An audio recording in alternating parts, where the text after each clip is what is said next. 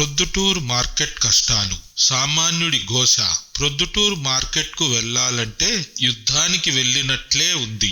అన్వీసెంట్ high school మైదానం దగ్గర పరిస్థితి నరకప్రాయంగా మారింది. 50 అడుగుల రోడ్డు కాస్త ఆక్రమణలతో 5 అడుగులు కూడా లేనట్లు తయారైంది. పాత మార్కెట్ కూల్చేశారు, కొత్తది కడతామన్నారు. కానీ ప్రభుత్వం మారాక ఆ పనులు అటకెక్కాయి. ఈ తాత్కాలిక మార్కెట్తో ప్రజలు, వ్యాపారులు నానా ఇబ్బందులు పడుతున్నారు. వైఎంఆర్ కాలనీ, గోపవరం వాసులు ఈ దారిలో వెళ్లాలంటే గంటల తరబడి ట్రాఫిక్ లో నలిగిపోవాల్సిందేనా? అధికారులకు మొరపెట్టుకున్న ఫలితం శూన్యం. ఇప్పటికైనా మున్సిపల్ అధికారులు, ట్రాఫిక్ పోలీసులు స్పందించి ఆక్రమణలు తొలగించాలి, ప్రజల ఇబ్బందులను తీర్చాలి. మరి మీ ఏరియాలో మార్కెట్ పరిస్థితి ఎలా ఉందో కామెంట్ చేయండి.